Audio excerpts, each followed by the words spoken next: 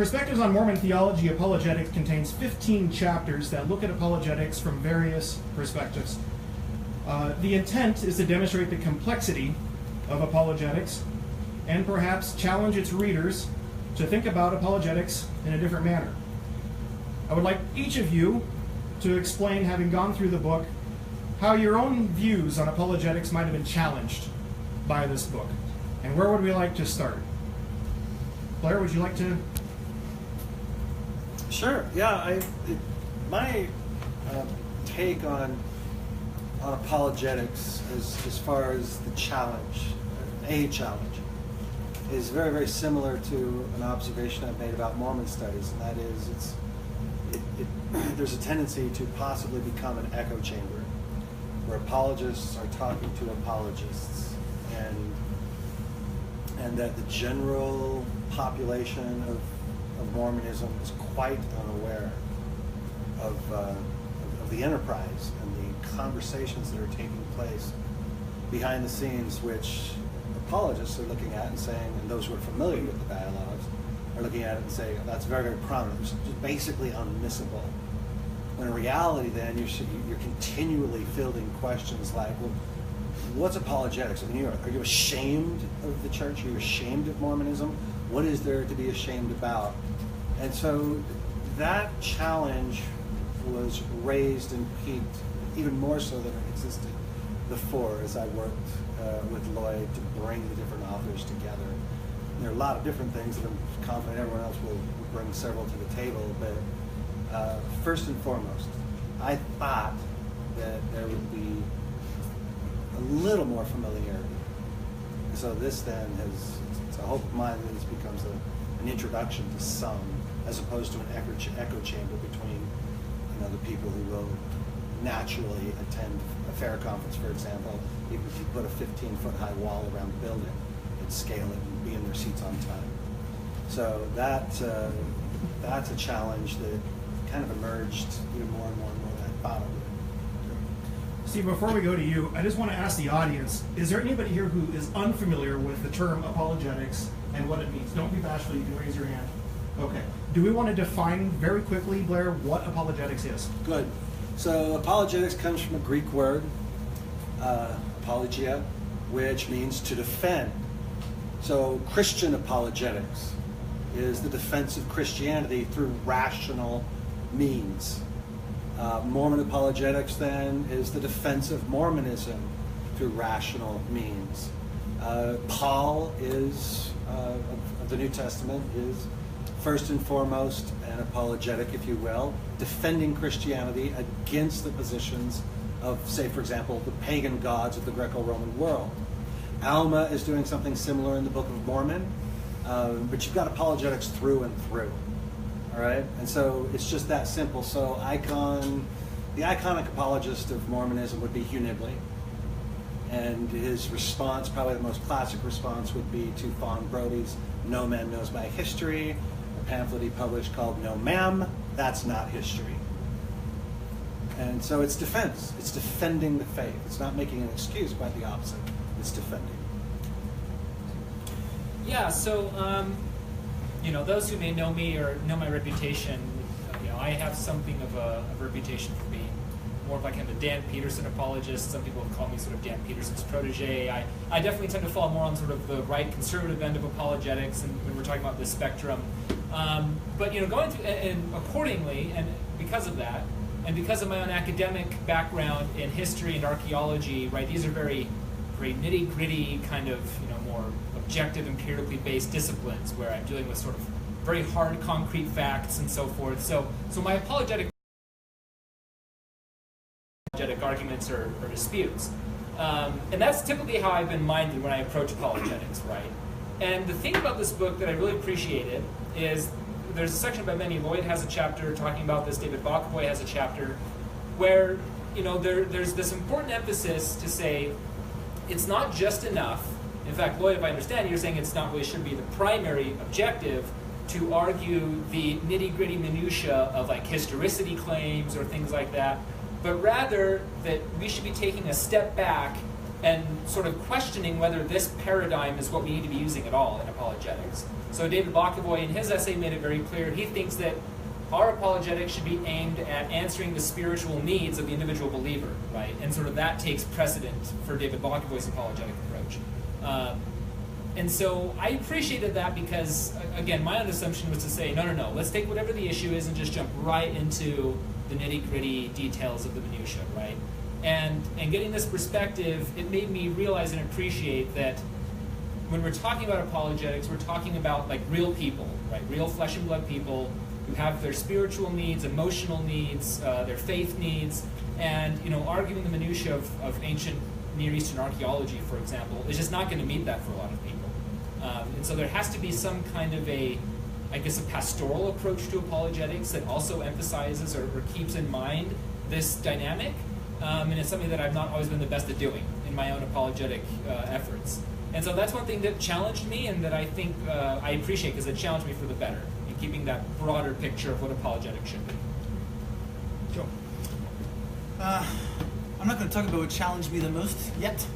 I'll come back to that. Ralph Hancock's essay challenged me the most, and I'll say more about that, I think, further in discussion. But I'll take advantage of the question and answer what I think I'll think about the most from the volume. And it's really just the last paragraph of Brian Birch's essay. In fact, I'll just read a couple of lines here really quickly. He says this, because apologetics is said to serve spiritual rather than academic ends, it is viewed with immediate suspicion and occasional disdain. I consider this to be an unfortunate split because it is part of the task of the philosophy of religion and theological studies to ferret out that which apologists recognize as being open to critical scrutiny and that which is not. And this can be an extraordinarily difficult enterprise. These disciplines, philosophy of religion, theology, were designed in part to study the structure of apologetic arguments, to examine the coherence and consistency of their reasoning, to identify the ways in which evidence is utilized, and finally to examine how this relates to questions of faith and religious authority.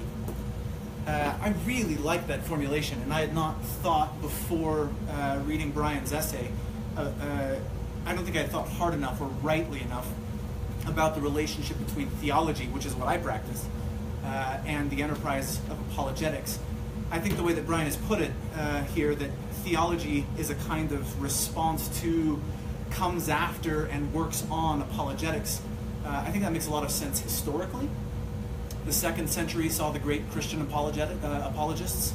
The 3rd century saw the first great Christian theologians. And there's some sense in which theology is precisely a response to both critical and affirmative, in some sense, a response to apologetics. So if there's something in here that's really challenged me to think harder about where my own discipline intersects with apologetics, I think it's that very brief point that Brian makes that I think deserves more thought. Great. So my biggest takeaway was, like Stephen, I mean, we both went to BYU together, and I'm steeped in this academic idea of apologetics. And so apologetics is if you publish an interpreter, present at the Fair Mormon Conference, or any of the above concepts. And Julianne Reynolds' article really challenged that perspective for me when she says, Mormon women defending the kingdom of God are, by definition, apologists.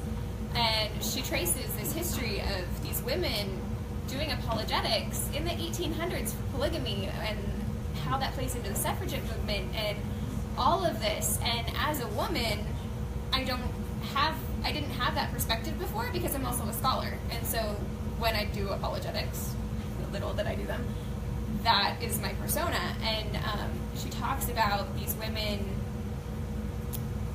being bored at home and going online and having this kind of place where they can still be academics or scholarly or whatever, and they can talk about these different issues and the space that's been created. And then she also talks about, obviously, all of the how it's not exactly a welcome space yet for women, which I already knew, but broadening that, I have stories, but broadening that definition for me of, oh, I don't have to publish in Interpreter, not knocking Interpreter, but it's the easy example. I don't have to do X, Y, and Z to be an apologist. I can be an apologist when I'm dialoguing with my pastor friends during lunch break, or when I'm posting something on social media that isn't reaching thousands, it's reaching my followers.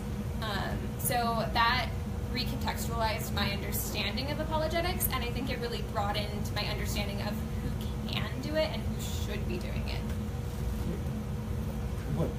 As far as challenges go, when we started working on the volume, I promised myself I wouldn't look at any of the other chapters until I finished my own.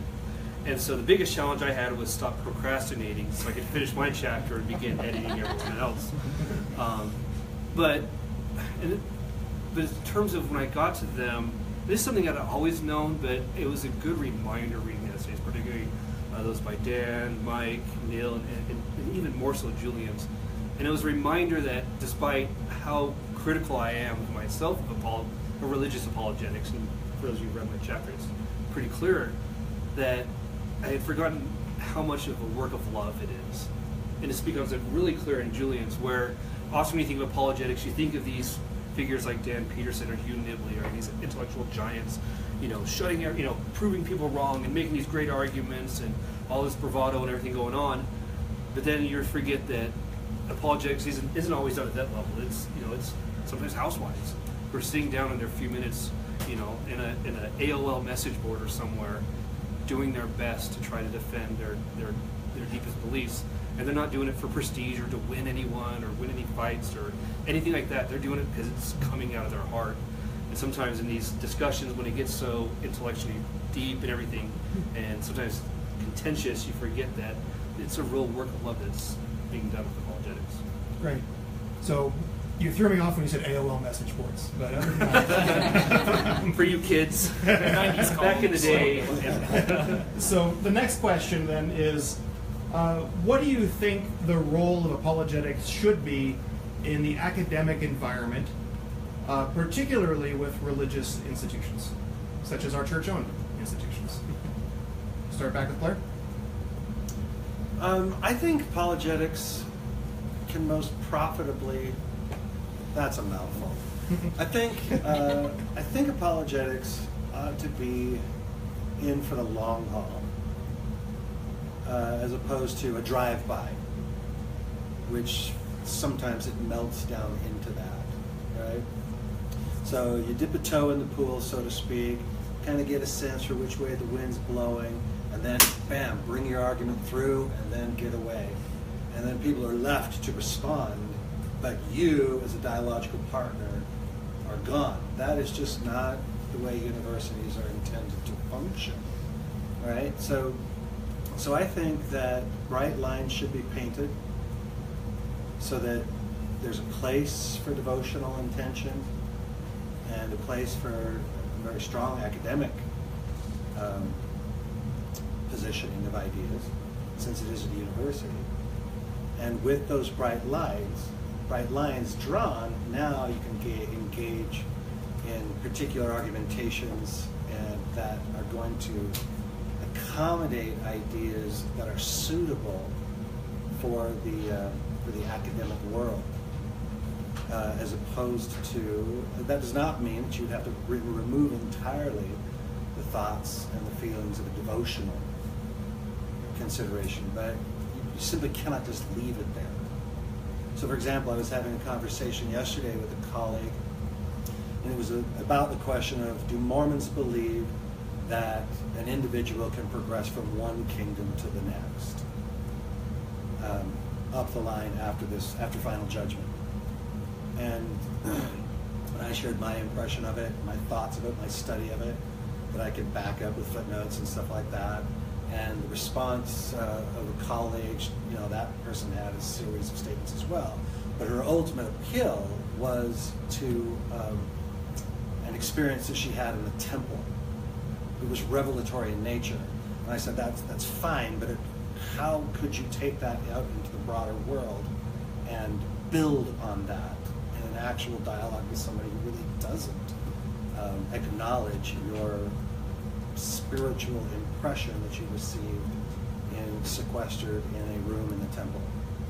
And so those bright lines are essential. It doesn't have to cut out a particular component of your persona, but it does demand that you bring arguments to the table that are suitable for the academy. And that's a high bar, but it's self-evident. Stephen, thoughts? Yeah, so when we're talking about specifically, let's say like religious institutions, right? Like religious universities, for example. So BYU or perhaps a Roman Catholic or a Jewish school. I think it's fair and safe to say that there should be, at the bare minimum, some kind of expectation of, maybe I could say, ideological loyalty to the religion that's patronizing or that's sponsoring the institution. I don't think it's too crazy to say. I think that if you want to teach at a religious university, especially if you want to teach something involving religion or history or so forth, right, there should be some understanding that we are the institution, we're the religious body that sponsors this institution. We would like, ideally, for our students who are coming to this university to have some kind of exposure to our values. We'd like them to be taught what we think is important, what we believe, et cetera, et cetera.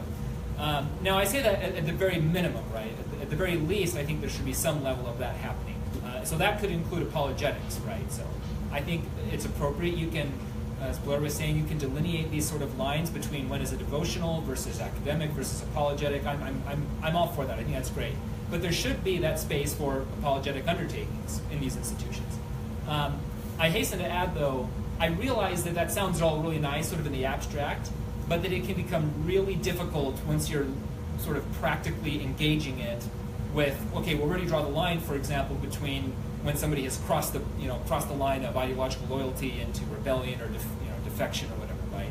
And there's, of course, many examples at BYU and elsewhere of religious institutions firing faculty who they didn't feel were in line with their values or what they wanted to be taught at the university. So I understand that that's, it becomes really messy, right, when you're trying to translate this into a real-world experience. But I would nevertheless say, I don't think it's unreasonable to say, when you're talking about religious institutions specifically, there should be some sense of loyalty to what that religion teaches or believes, the truth claims of that religion, what they presumably want their students to learn and be exposed to, and there should be some kind of obligation to follow that to an extent. Teaching at a religious university. Am I? Yeah. My answer to this is complicated because it depends entirely on the essay I wrote in here, which I title something like A New Vision of Apologetics or something like that. So let me summarize my argument in a sentence or two. What I argue is that an ideal apologetics, what I think we ought to be practicing, is not one that concedes the framework of the secular academy and then works on the details, but instead one that contests the frame. And the way that I think that is ideally, I'll have to say more about that maybe as we get further in the discussion because that's way too quick. But the way that I think that's done best or ideally is by using the tools of the academy to make really clear what Mormonism really is. And so clarifying the provocation that's at the heart of Mormonism seems to me to be far more important than lending credibility to it, so to speak. That was way too quick and dirty a summary of my argument. But from that perspective, it seems to me that the academy is actually a place where that can be done without any compromise at all.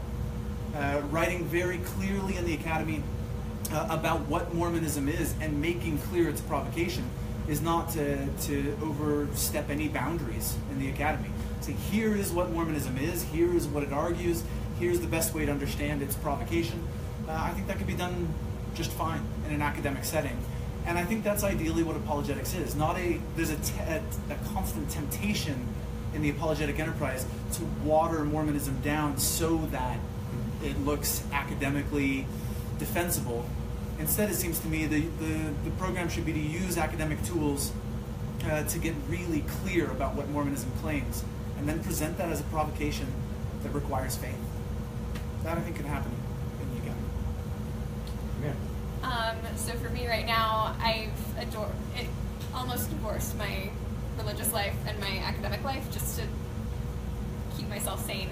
I don't think that's right or good and will change in 5 years, but that's how I've done it.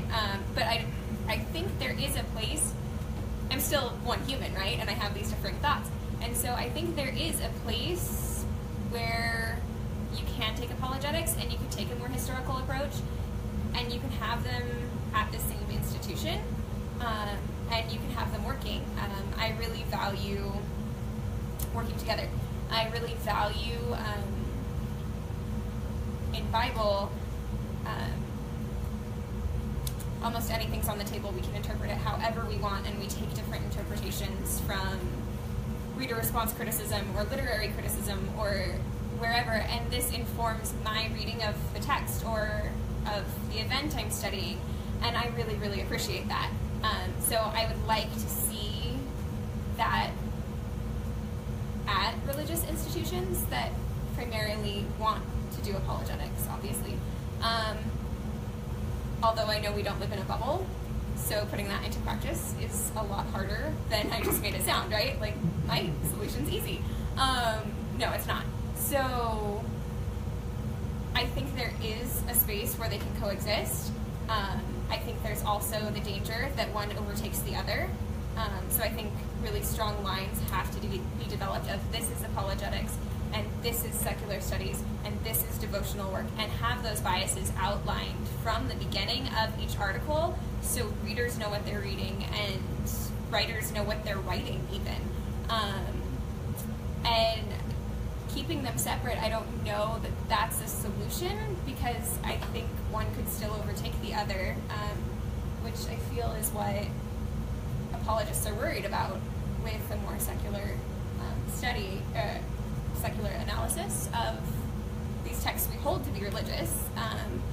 And so, yeah, I think that creating a space in which we can have these different perspectives, but label them correctly and accept them for what they are and who's writing them and what their biases are. I think that would be, I would like to see that. What? All right, there's a lot to unpack in this question. And so I would begin by saying, well, how I define religious apologetics might be different than how others would define it. And so to distinguish it, I would say, right, here's 4 statements. Joseph Smith had a sexual relationship with Helen Mar Kimball. Joseph Smith was a prophet of God. The Book of Mormon is ancient history, and the Book of Mormon is the Word of God. And at the conceptual level, I would say that those really need to be separated. And so, if you read my chapter, I would say, where does apologetics fit? Religious apologetics, I would say nowhere. But going into the institutions, I think in the academy, the questions of did Joseph Smith have relations with Helen Mar Kimball, and is the Book of Mormon ancient history, are both fitting in an academic setting. And at that point, the question really just comes down to, do they meet just demands of rigorous scholarship and whatnot, right?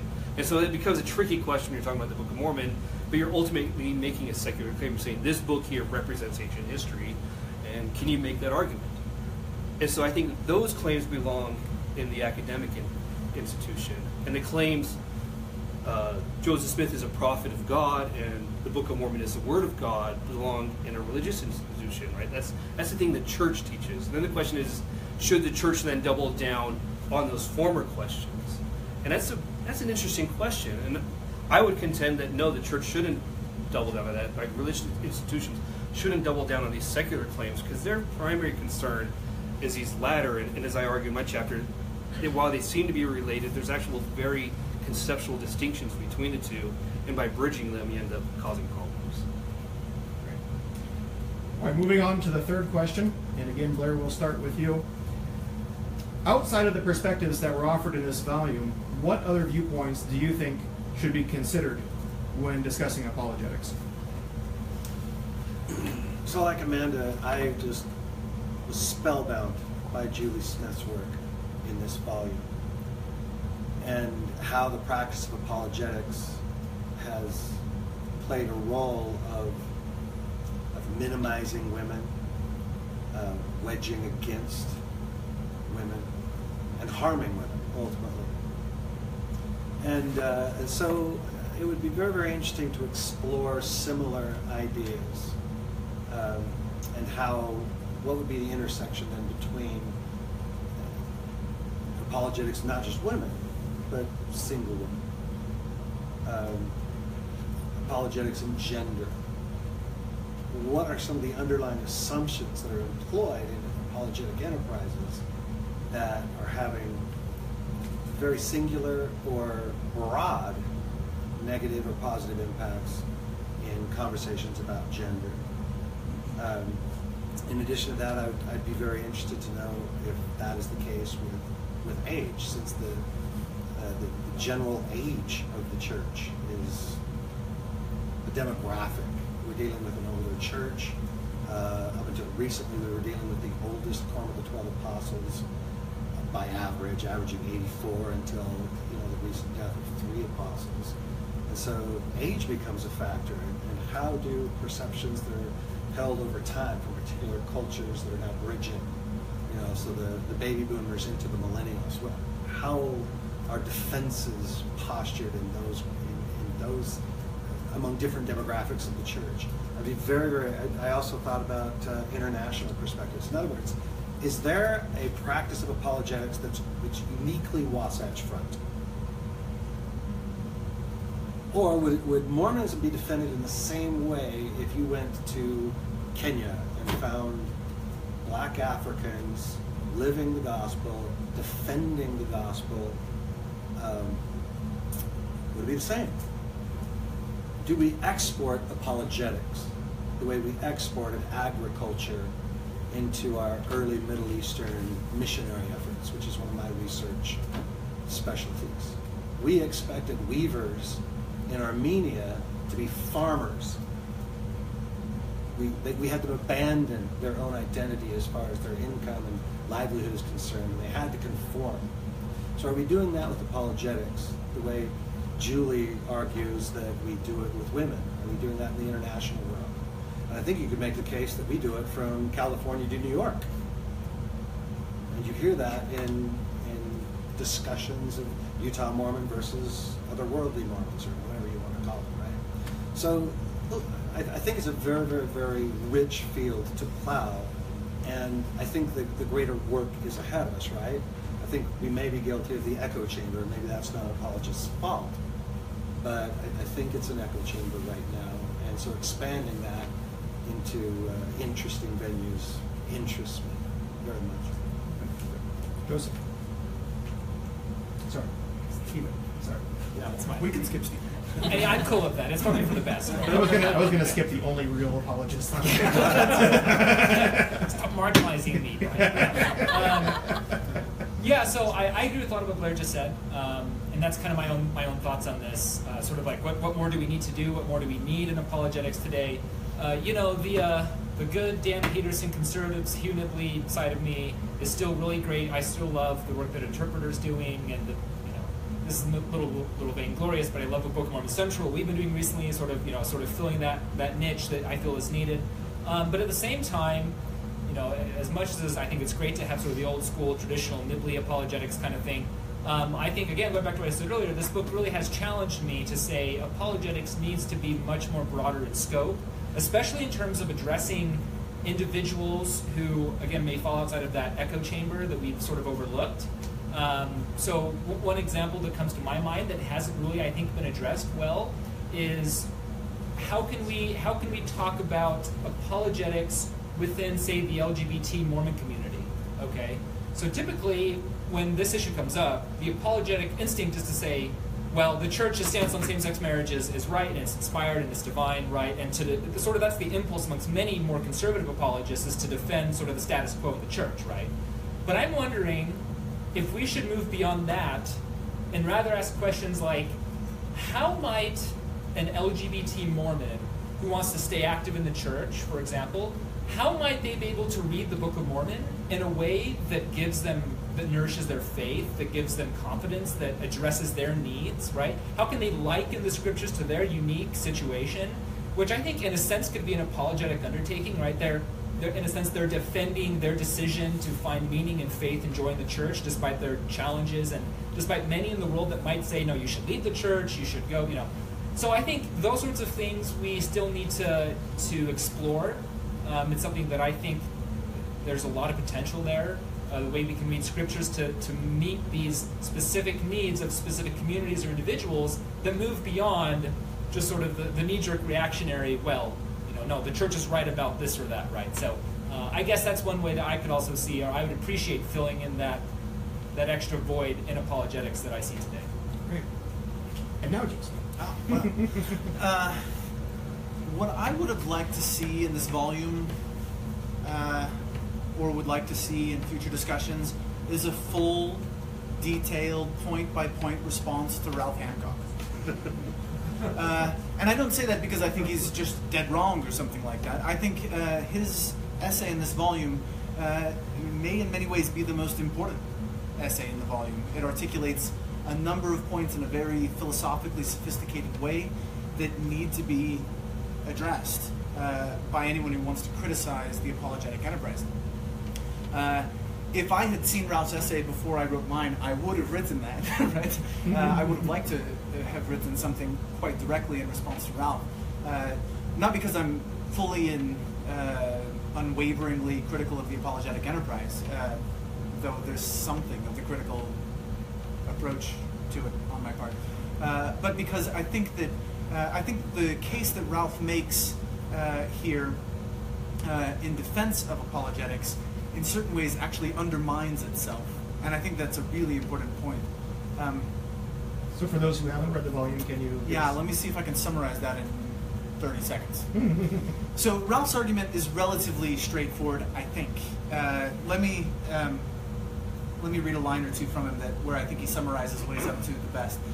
He says, the oft overlooked problem with people who want to move beyond the apologetics, who want to say there's the academy and then there's apologetics. The oft overlooked problem is that the academic disciplines that supply our alternative frameworks have reductive and imperialist tendencies.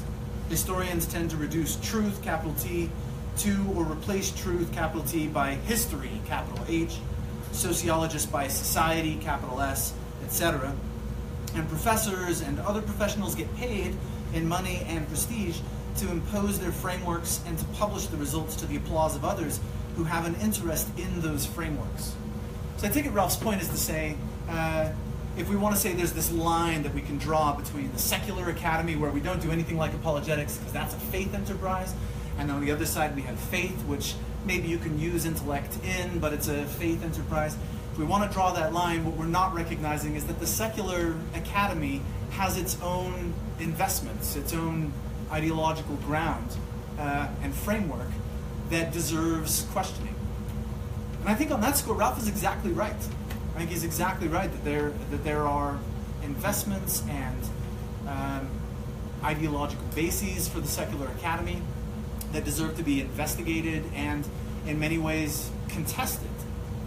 The difficulty, I think, is that when he then suggests that apologetics as it has usually been done in Mormonism is somehow actually contesting the secular academy, then I throw up my hands and wonder what on earth he means. It seems to me that traditional Mormon apologetics buys precisely the secular framework and works within it to try to prove on secular grounds that Mormonism is intellectually defensible, which is to lose the war while hoping to win the battle.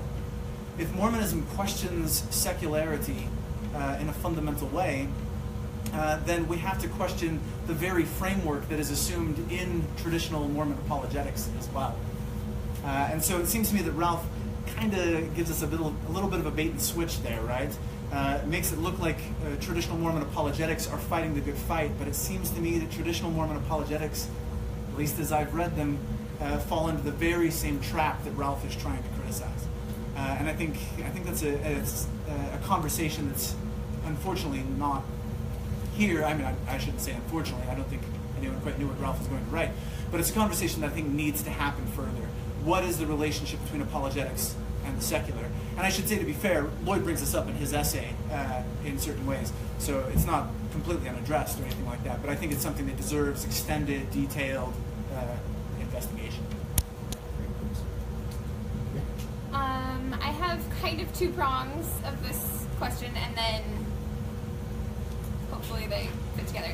I resonated with a line from David Bacavoy's essay that he talks about his first faith crisis, and then how he realized from that moment on that he was going to have to constantly rebuild and rework his beliefs.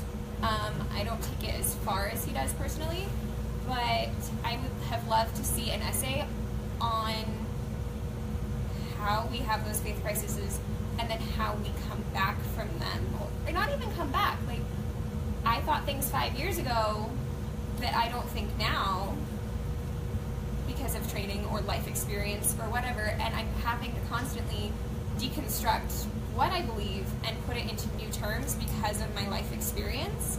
And I don't know that we necessarily do that very well as individuals or within apologetics. I mean, we're still quoting Nibley, what, 70 years later? You know, and I love Nibley. Just 50 years? Just Not 50 that. years? Okay. I don't do that. So, and I mean, we've come so far as a people and in scholarship since then, and I love Nibley, and I believe we should quote him, but if that's our resting point, and we're not breaking that down and saying, okay, what else have we learned? How have we grown as a people? We're not, and relating that process to other people and making it acceptable, I don't know that we're necessarily doing ourselves a service. The other thing that I was particularly interested in, or would have liked to have seen, I do Israelite popular religion, specifically in relation to women, so Asherah is a big thing. And in this volume, I think everything that was cited was Margaret Barker or Bill Deaver, and I love them, and they've informed my scholarship, but there's so much more coming out right now about Asherah, about popular religion, about these things that are important to Mormonism, but we're stuck on this. And I think that's to our detriment in that we're not up on the most critical things. Now, you all do philosophy, like, I'm sure you don't keep up on the latest Hebrew Bible popular religion articles, right? And so I think a dialogue about how to write about these things within different disciplines while still maintaining a cutting edge on what's relevant to Mormonism out there, I think that's a discussion that I would like to have. As an editor of this volume, I think a lot about this question, right? Like, oh, what did we forget? What did we not put in? And knowing the answer means I know I failed as an editor. And so something I would have liked to have included, and I should have, is a discussion of how apologetics has changed Mormon doctrine. All right, and not McConkey's Mormon doctrine, but the beliefs of the church, the teachings of the church. And in particular, I would really have loved to see something on race. Right, we talk about two things, right? So you look at like the priesthood ban, priesthood temple ban, right? And if you kind of look at the history of that, what happens is this ban gets put in place, and then people need to defend the church, right? The church can't be wrong on this ban, so what do? We create an apologetic to say that we create these racist folklore to defend the church, right? The church has to be right, so we're going to construct these, what seem rational to us, racist folklore to defend the church. Well, then what happens years later on is the ban ends, and new apologists come in and say, God can't be that racist. So we need to construct a new narrative, a new historical narrative to explain the ban, to dispel these racist narratives, because we want to destroy this folklore, but we also want to defend God. We don't want to think that God, picks and chooses based off of the color of someone's skin or something like that. So that's one way to look at it. And the second way is I started my mission in Hawaii a long time ago, and was abundantly clear on my mission was that a lot of these members who are from the Polynesian Islands or Pacific Islanders really embraced this notion of them being descendants of Lehi. And it was really important to them. Members would tell me how they traced their genealogy through Hagoth back to Adam somehow, right? That they were a people of this book was really important. Well, then a bunch of mostly white apologists come around and basically say, all you people in Latin and Central South America, Hispanics, Pacific Islanders, all of you, you're not really people in the book as you really believe, because we've got limited geography, we've got DNA, haha, Book of Mormon's defended, you guys aren't the people of the book anymore. It doesn't ever seem to see this grapple, this kind of exploring of what are we doing, right? Are we just stripping away everyone's identity and how they understand themselves without consulting with them, talking about them, caring how this works? And so I'd really be interested to see just how apologetics doesn't just change Mormon doctrine, but changes fundamentally how people understand themselves, who they are, etc. Right. And now for our lightning round question, a bonus round before we turn it over to the audience for Q&A. This is the question that they have not been prepared for, but I think it'll be an easy enough question that you should have some opinions on. Is there a difference between good apologetics and bad apologetics? And if so, what do you think it is? Blair, we'll start with you.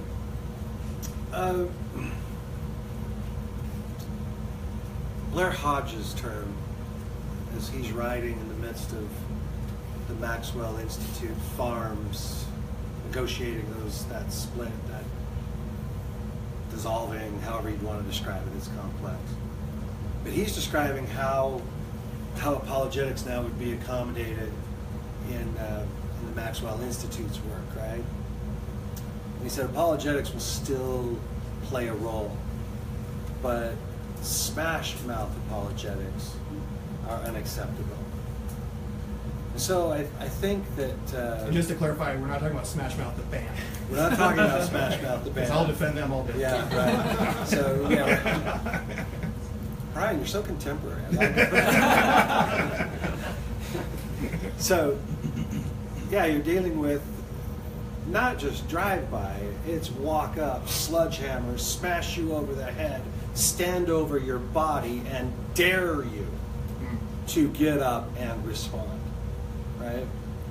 And interestingly enough,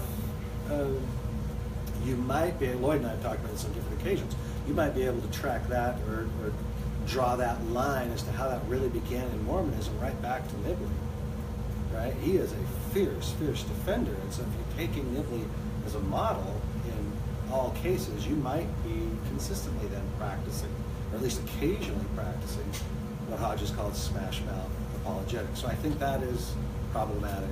The very last line of my chapter comes from Elder Maxwell, or from the Maxwell Institute's name. He just said we must be sufficiently humble that when we come up short in our argumentation, that we acknowledge that and do better. So a solid apologetic, in my opinion, must have sufficient humility. It must have open the possibility that you're wrong. So the edges of doctrinal declarations, for example, I would remove those sharp edges, because one of our doctrines is that, one Mormon doctrine is that a revelation could change that doctrine tomorrow morning. So why the sharp, hard, fast lines? So sufficient humility, sufficient gentleness, suitable in the academy if you're working in the academy, and an openness that you might be wrong, and if you are wrong, being willing to make adjustments accordingly. And to me, that's been one of the most fascinating components of what I wrote, is that you've got the Lester Bush article on race and priesthood, and yet the ship turns very, very, very slowly, so you can be exposed to the facts, but not necessarily adjust according to those facts. All right, Lester Bush then is demonized. Now, 50 years later, we look back and say he's the pioneer. Well, that wasn't the case in the late 60s when his work was published, right? So, as we've all said, this is messy, messy territory. But those are some components that I think are essential, particularly the humility side of it, gentleness. Stephen, good and bad apologetics. Yeah, so, when I heard this question, my gut reaction is go back to what I know best when it comes to apologetics, and that would be talking about if you're going to argue specific issues, Book of Mormon historicity or whatever, the difference in my mind between good apologetics and bad apologetics is basically the level to which you are responsibly engaging in the most current, up-to-date scholarship on that issue. And I have an example to illustrate this. And it involves a friend of mine, a very dear, close friend of mine. I don't see him here, and I don't know if he's So watching. maybe he's not as close of a friend as you. He said he was going to be here tonight, but I don't. Anyways, but if he is hearing this, my friend is hearing this, I'm not at all bashing on you individually. I think you're a great guy, but this is just sort of a perfect example that illustrates what I'm thinking about here. So this friend of mine, he's a recent convert to the church, and he has a recent convert zeal, right? And he's very passionate, very outspoken, and he's a great guy. That's why we're such good friends. And he showed me he found a book at the DI, and he was so excited for it. And that book was The Book of Mormon in Ancient America by Thomas Stewart Ferguson and some other co-author, Stewart or whatever, right? Give a little background on that for people who aren't So aware. Thomas Stewart Ferguson, for those who don't know who he was, back in the 50s and 60s, he was the go-to guy for Book of Mormon archaeology, Book of Mormon historicity, and it turns out he did a complete 180. He lost total faith in the Book of Mormon, lost total confidence in Joseph Smith. He left the church and didn't believe a single word of it. And so all of his work he'd been doing, suddenly it just collapsed, right? And so now he's kind of infamous now for being the guy who was once a defender and then he left, right? And my friend was reading his book and he was saying, I love this book, this is amazing, I'm going to use this when I'm talking with investigators and when I'm bashing people on the internet, this will put them in their place, right? And I just had to tell my friend, like, I love your enthusiasm and your zeal, but there's some more recent stuff on this I think you should read, like Brent Gardner, right? And so I literally, a couple days later, I bought him a copy of Brent Gardner's book on Book of Mormon historicity. Yeah, well, it's happy about that. I bought him a copy. Yeah, I got a sale. And I said, hey, I think this is the best current stuff on Book of Mormon historicity. So if you want to, fight the good fight like I think you should, this is what I think you should be going from. So for me, if you're going to take that more sort of nibbly-esque, old school, let's get down to the trenches kind of thing, if you're going to take that approach, I would just say, do the best you can to be the most informed on the issues. What's the current scholarship? What's the latest scholarship on this? I realize that not everybody has the luxury of being a giant nerd like I am and just reads this all the time, right? Like, people have real lives and they're sane, unlike me. So, if you can't, do that, I get that. I think that's fine. But rather, if you want to step into this ring, right, that I think there has to be a level of legwork on your part to properly understand what's going on here and to have the best defense available with the best sources, the best scholarship. So, gut reaction, yes, there's good and bad apologetics, and this kind of illustrates what I think is the difference between a good apologetic and a bad apologetic. Joseph, same question. I think traditionally, the way we've tried to measure the gap between good apologetics and bad apologetics is whether it strengthens faith. And I think what I would want to say is the way we should mark the difference between good and bad apologetics is whether it calls us to repent. What I've got in mind there is just that if I read an apologetic argument and I walk away feeling like, yeah, we showed them, something's wrong.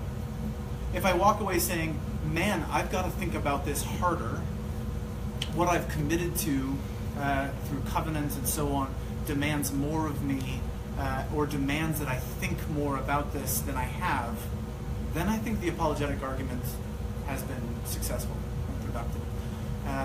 That's tied to what I argue in the book, right? I want to say that ideal apologetics is one that's going to get clearer about what's at stake in Mormonism. And that inevitably is going to call to repentance. So it's not enough just to say, I feel sure, but I think it has to be a question of, do I feel changed? Stephen stole mine, so thanks.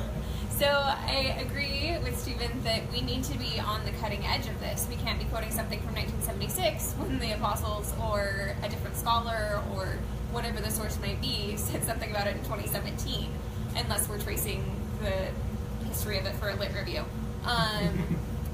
which is awful. Don't do it. But so there's that element, and then I also think that what you said in the last question about defending in a way that creates a folk etymology, and recognizing when that has happened,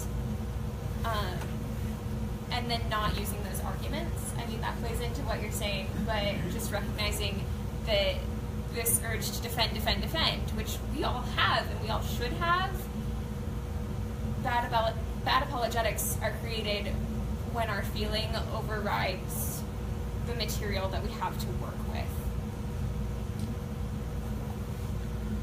Lloyd. All right, I'm glad I've had a long time to answer this, to come up with an answer, and I'm glad I'm not going to be at Fair Mormon tomorrow, so I don't have to apologize, provide an apologetic for what I'm going to say. And so if we're defining religious apologetics, as I do, is using argumentation to defend or prove the divinity of something, I would then say that all apologetics are wrong. However, I would say that there is wrong apologetics done convincingly, and there is wrong apologetics done sloppily. So there's my answer. All right.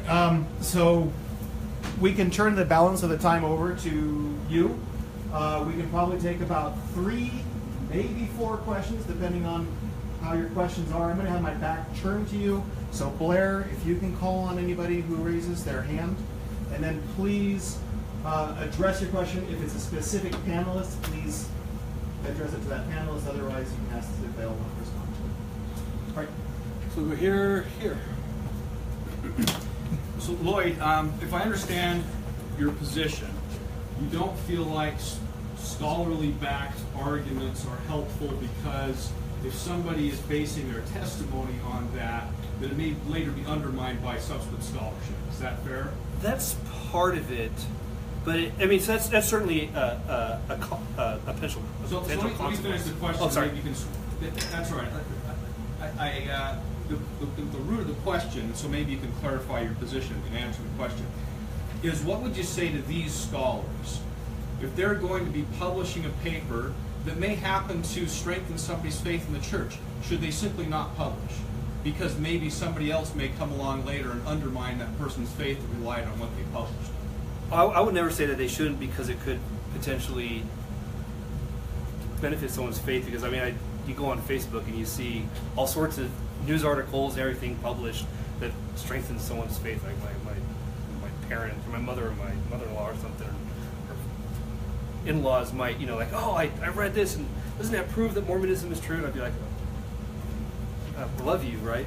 And so I wouldn't say that should prevent anyone from doing it, but what I would say is what they should do is prevent saying that they are actually contributing to faith. And what I mean by faith, I'm talking about religious beliefs, right? So work on the Book of Mormon, right? So looking at Mesoamerica or ancient languages, maybe you can absolutely prove very convincingly that the Book of Mormon is an ancient text. And I'm fine with that, right? If it's doing rigorous scholarship to make that case.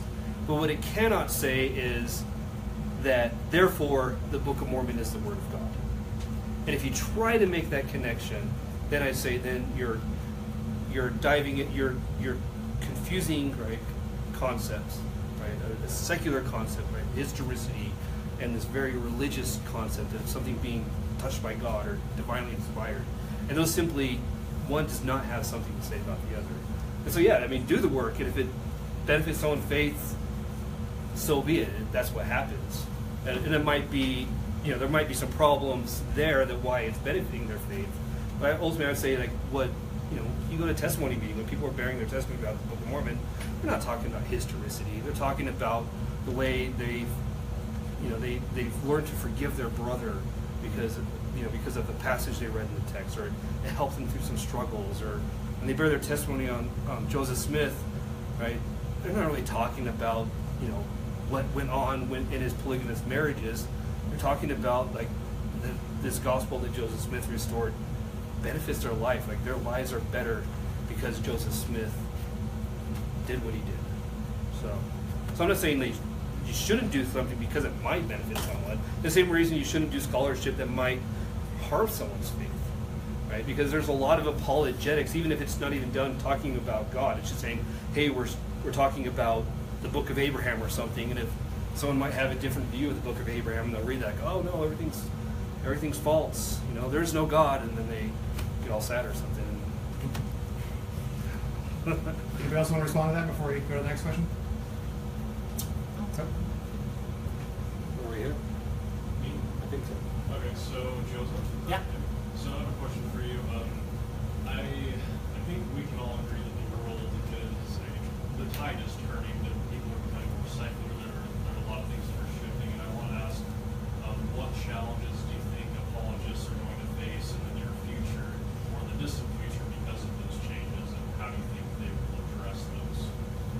Can you Should I summarize the repeat it? question, please?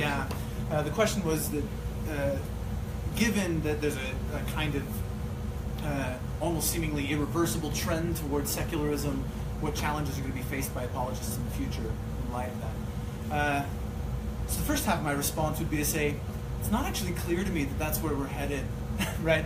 I mean, in the world of theory and so on, we're entering what many are calling the post-secular age, right?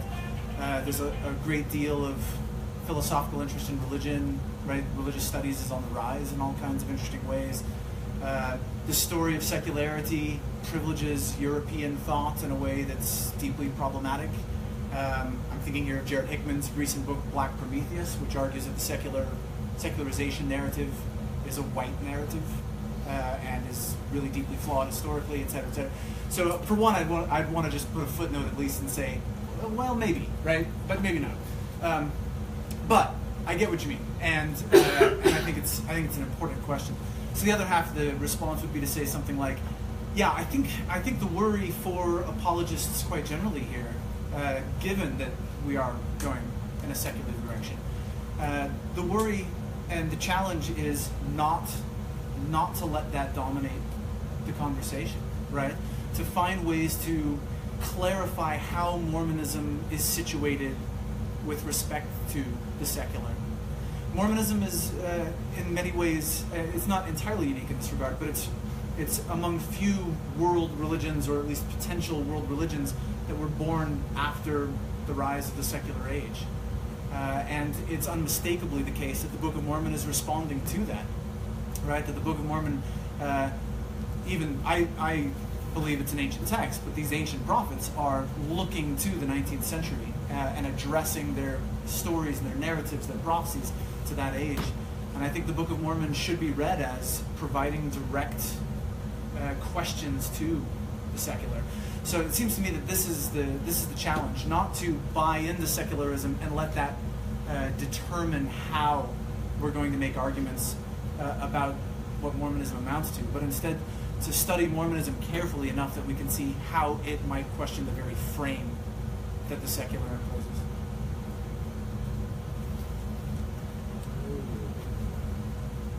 Looking for a woman. Back on the bottom of the stairs. Oh, okay. Please. Yeah. So, sorry, I like how we're talking about. So, as you have started getting involved in this space and kind of recognize this dichotomy and argumentation, like faith-based or kind of like academic-based, how has that changed the way that you interact with what you kind of everyday Mormon spaces? Like Sunday school, or if you're talking to your mom and she's LDS or whatever, like how does this kind of dichotomy and separating the two types of arguments or thoughts, how does it change who you interact with? You also may not think that way or understand that. Is that open to everybody, or is there somebody? Everyone, Okay. yeah. And whoever responds, if you could repeat a little bit. So the question, if I heard it correctly, is essentially how has our engagement in either academic or apologetic space influenced how we interact with ordinary members of the church, right? Friends in Sunday school, or at the board picnic or whatever. And that's something that actually I've had to borrow the phrase, I've had to check my privilege a little bit on this, because I benefit from being in a master's program, and I can read Hebrew and Greek and Egyptian, and I've read Nibley, et cetera, et cetera. And so when I go to Sunday school, sometimes I just want to bang my head in frustration at what I'm hearing, right? Especially when we're talking about Old Testament or New Testament, these sorts of things. I think it's safe to say Amanda and I have shared many similar. Yeah, next to each other during church. Yeah, Right? yeah, right. And anyway, so I've had to check myself and to say, okay, what's the point of this 45-minute Sunday school lesson? The point is not to get into the finer points of critical biblical scholarship and argue about the Hebrew or Greek or whatever. These are people coming from all walks of life at all points in their testimony and their faith, and we're trying to find some common ground where we can edify each other and benefit from reading the scriptures. So personally, I've had to sort of just dial down the outrage, right? When I hear something that I really don't like the Sunday school teacher is saying about the Bible, right, or about ancient prophets or whatever. So in some ways, it's been humbling, right? I've had to teach myself to be more humble about that. Going back to what Elder Maxwell was saying. So from the biblical studies, history side of things, that's a common thing I've experienced. Amanda, other friends of ours have talked about that, and it's really important to not miss that mark, right, and not let that overshadow the point of the lesson. Amanda. Oh, Do sorry. you want to go first? Go ahead. To go off of what Stephen says, I've experienced all of that, but it's really made me think about why I'm at church and why I'm talking to my friends about this, or whatever it is, or why I'm telling my mom about what I learned that day at school, right? Or so it's given me.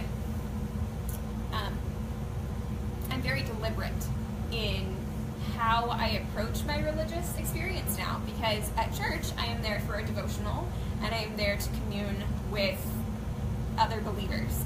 And if we get some things wrong, I'll sit there and cry. But I'll check my privilege, right? And if I'm telling my mom something, she's grown up with me for the last 7 years doing this, so she's used to it. But I'll text one of my best friends something, and he'll text me back, and he'll say, I have no idea how you made the jump from here to here. Break it down for me. And then we go back to basics. And so really understanding your friendships and relationships and why you're doing what you're doing religiously, that's really important. As a woman, I will say that it's extremely off-putting in the dating scene.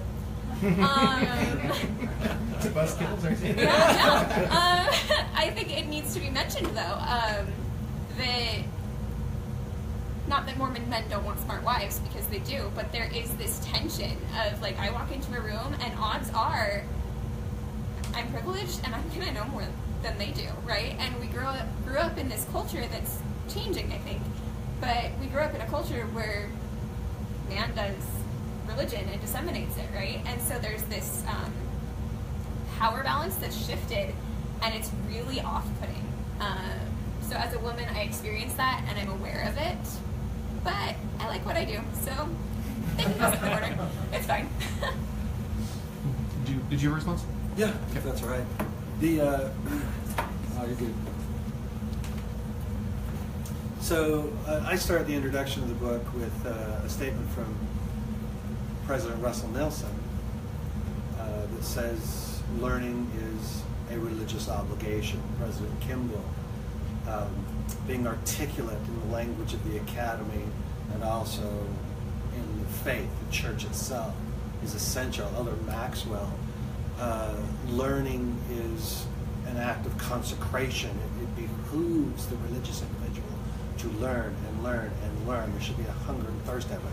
Of course, that goes back to the roots of Mormonism itself, with Joseph Smith's thirst and hunger and so forth. And so in practical terms, there is no one that I interact with in my work with seminaries and institutes that is not currently encountering someone close to them who's in the midst of crisis of faith. And so I have the opportunity to teach gospel doctrine for good or for ill. And I was charged, you take content into that room, because this ward is, they want more. And I was thrilled by that. And so I have the opportunity to introduce them to authors that I hope they already know, but in many cases they don't. So for example, Laurel Thatcher Ulrich, for example, in her new book on polygamy, I take that in, and it's interesting how many people are just very, very quick to grab the book, take a picture of it. I had one person, I don't know if this is breaking the Sabbath or not, because if you learn about a book in gospel doctrine class, can you buy it while you're still in gospel doctrine class? So is that breaking the Sabbath? I don't know. It'd be an apologetic to defend that act, and probably one in opposition to it. So I think a flashpoint was a BYU religion professor who's interviewed by the Washington Post, is asked about the ban on blacks in priesthood and temple ordinances, and the citation that he gives is ancient history. The individual does not appear to have a working understanding of Armand Moss, and again, the work that I cited earlier on race and the priesthood, not to mention the emerging work of Paul Reeve, right? So we've all been there and done that, but crisis of faith lands there, I think, and when we lack competence. I wouldn't put it solely there. There's a lot going on. And so about 2 years ago when M. Russell Ballard spoke to all church education employees, and it was, the way I read it, it was something of a slapdown. He seemed, the way I heard it, it was, how dare you not be reading? How dare you not be competent in these critical issues? Essays are being published, books are being published. We in the Quorum of the 12 turn to those authors and historians and professionally trained academics. You should too. You should know the essays like the back of your hand. I got to personally ask him about Mother in Heaven, that essay. How should that be used in church classrooms? And he said, Blair, you use those constantly. And I said, what about young people? Like all the way down to junior high, they need to know. What about really old people, like a gospel doctrine setting? They have to know it. The First Presidency and Quorum of the 12 Apostles endorses those. And so in other words, I think because we've been sloppy in many ways up to this point, that we're playing behind the curve. We're playing a little bit of catch-up when it comes to how we defend, and we're not using the most contemporary resources that we could. And then there's going to come a point where you get to the edge of the cliff and just say, I'm sorry, the rest of this is a matter of deep faith and conviction. And to try to take this any further, as far as my personal faith is concerned, would be folly. But that's the best stuff that we could bring to the table right now. So we have a follow-up question from one of our Facebook live stream viewers that I'd like to just throw out, and then maybe after that we'll take one more question and then we'll finish, if that's all right.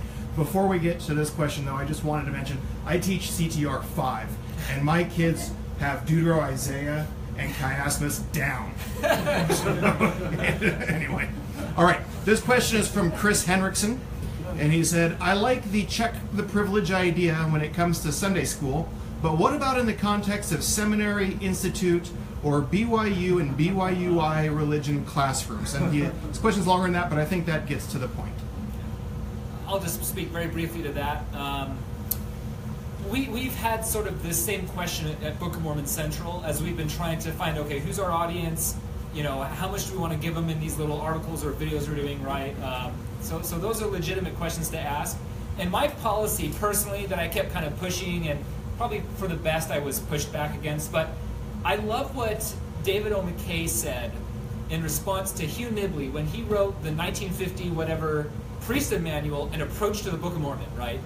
And the complaints that they got back from teachers and others were saying, this is way over our heads, right? Nibley is way over our heads. And there were brethren wanted to take it off the shelves and dumb it down or whatever. And David O. McKay said, let them reach, right? And so I think when it comes to seminaries, institutes, when it comes to BYU classes or whatever, let them reach. If you're going into, let's make these, obviously not like Harvard's or whatever, but let's make them serious academic places where we can ask serious questions, engage in serious issues, and when students come, they'll understand this isn't Sunday school, this isn't primary, we're here to address these things. So I personally think in that setting, obviously, audience and so forth, you got to gauge that, but the overall goal should be let them reach, challenge them, right? Bring in this material and let's have a more serious discussion than what we might have in Sunday school. Anybody else want to tackle that? I'll add just a quick note. I think it's, I don't think anyone's left this out, so to speak, but it hasn't been maybe said as clearly as it could have been, but I think it's maybe implicit in what's been said. I think it's crucial to equip students with the ability to answer these questions in many ways far more than it's necessary to provide them with particular answers. And this is what I think, it's easy to overlook that in a certain way, right? Like we've got these shiny answers, right, or this research and so forth that I can give, and that's helpful and crucial in a lot of ways. But if they don't know what to do the next time they're struggling, right, or when they have a question, I've found that it's the case that probably for every one person that bought a copy of one of Nibley's books and read it, there were 99 that bought it and had it on the shelf. And the reason they kept it on the shelf was because it was a kind of sign that there are answers out there, right? I'm not crazy. I don't have to read it or understand it, but apparently someone that can speak 22 languages believes it, so I'm not nuts, right? There's something right about that. And I think that's one way of checking privilege, is recognizing that there are some who want to just say, are there ways to get answers?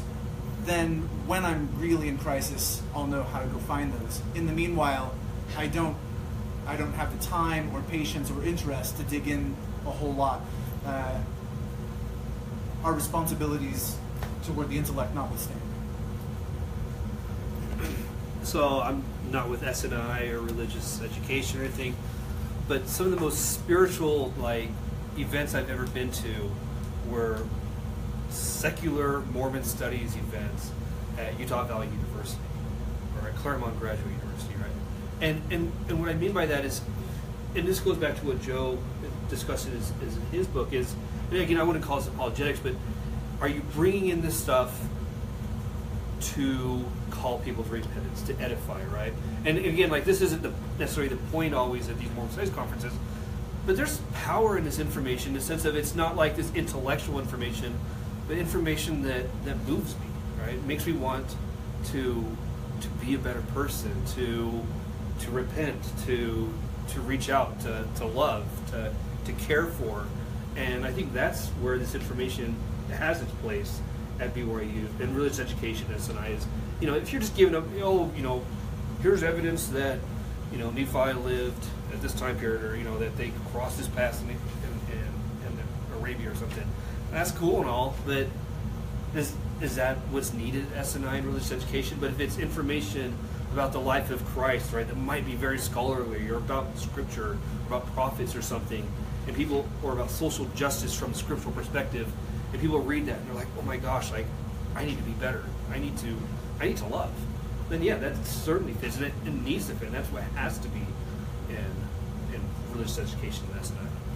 Can I piggyback on that really quickly? Go right ahead. Because amen. And my experience in teaching in religious ed at BYU has been that I'd rather spend 99% of the time just clarifying text in a way that I think makes students genuinely feel the gospel is richer and deeper and a stronger call and to the life of discipleship.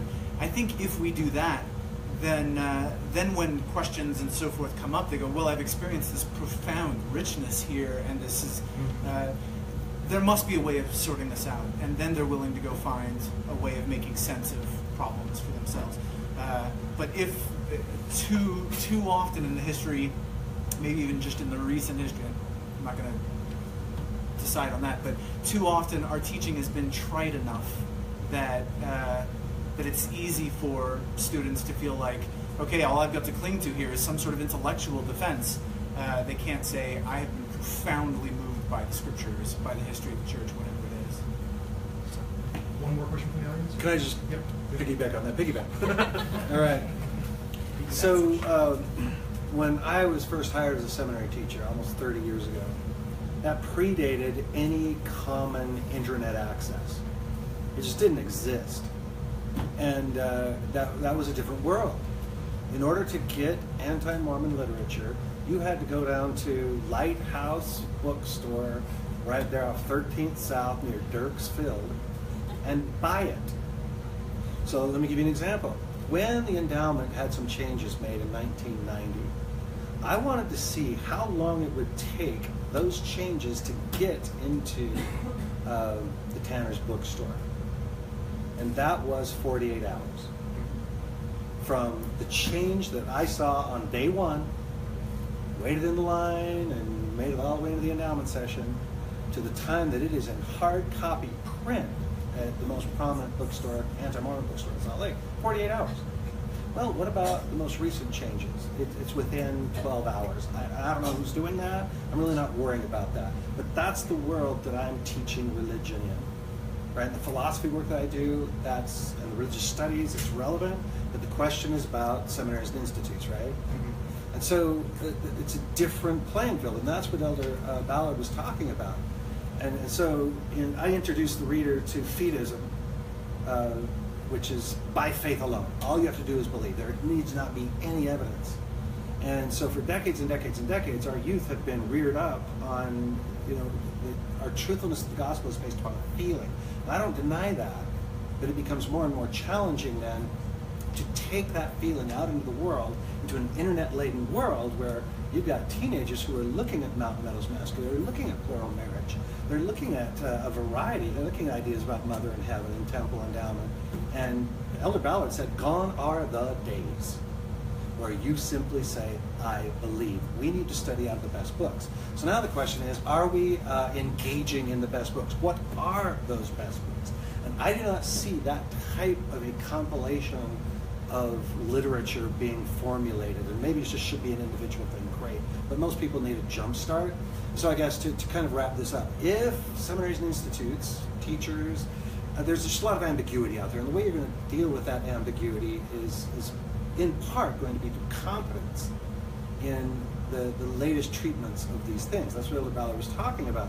And so if in those classrooms, somebody just literally just won't read Paul Reeve, Religion of Different Color, right?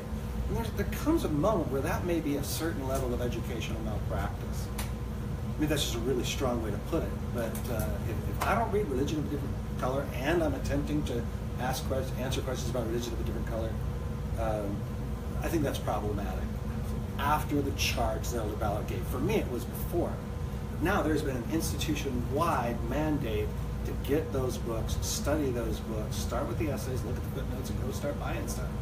And so I think the very virtue of educating young people in a very ambiguous world revolves around a competence in a certain basic literature that we've been talking about. Then there is deep and abiding faith. You can't take both away now. We have time for one more question. So you kind of addressed my question already, but I want to ask it anyway. My first exposure to anti-Mormon literature was actually an anti-Mormon literature book by Gilbert Scharf, The Truth About the Godmakers, his point-by-point response to Ed Decker's The Godmakers. And that was good for me at the age of 14, just a coincidence,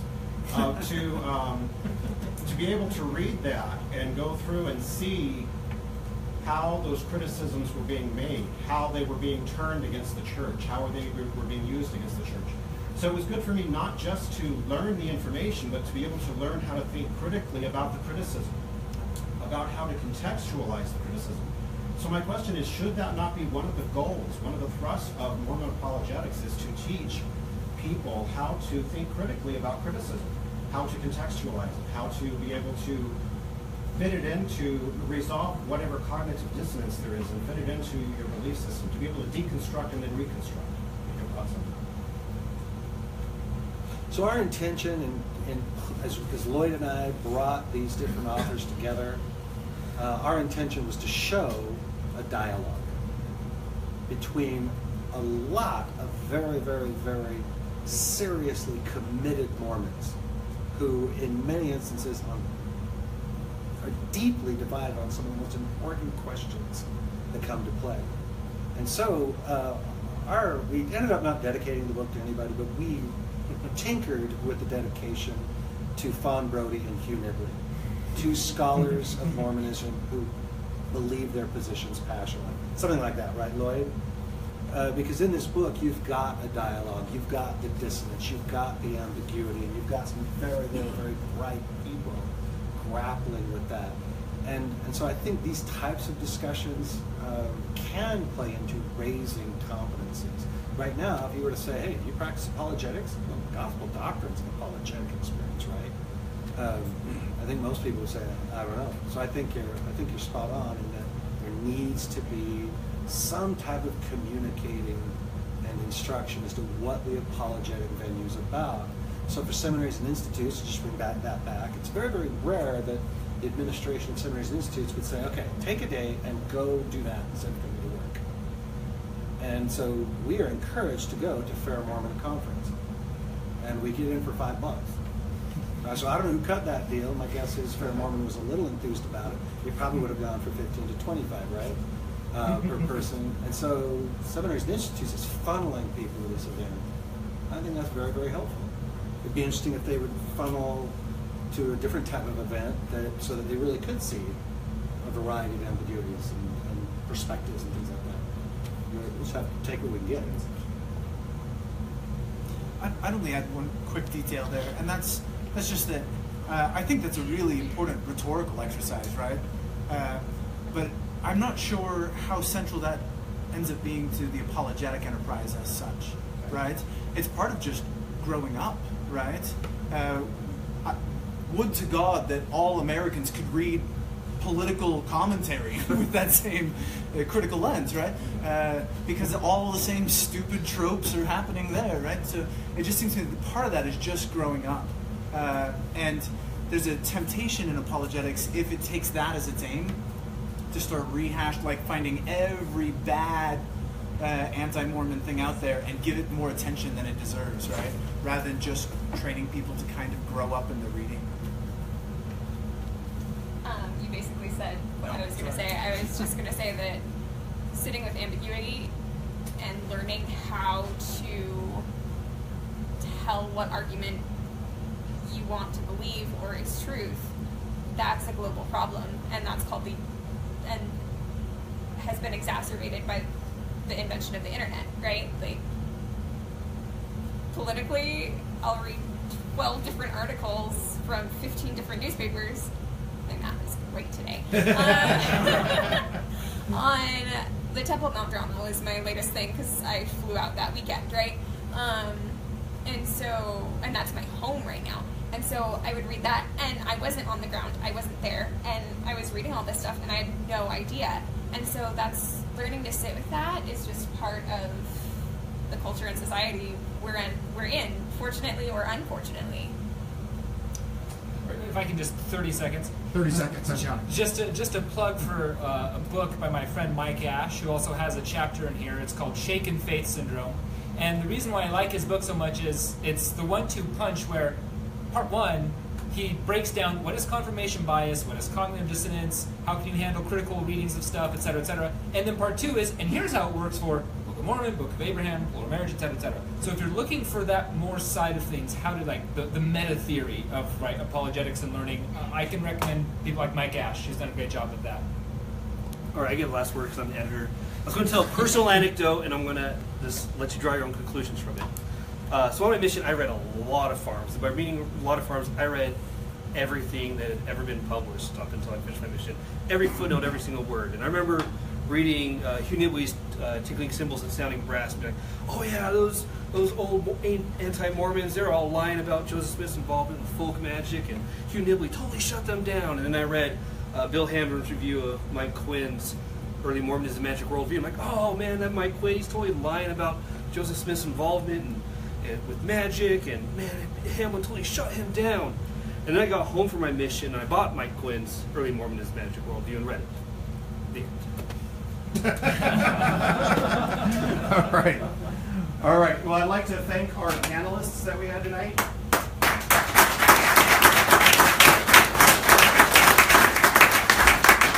Hope that everybody here had an interesting conversation here. Hope that you enjoyed this. I'd like to thank you for being here. I'd like to thank our Facebook audience for being here with us as well. The book. Camera's still on me. Yeah, it's on you. So, it's your nose or something. The book, again, that we are shilling tonight is Perspectives on Mormon Theology, Apologetics. It is available here for sale. I'm sure that some of the contributors tonight would be happy to stick around and chat with you if you would like to further. But thanks again for coming out tonight.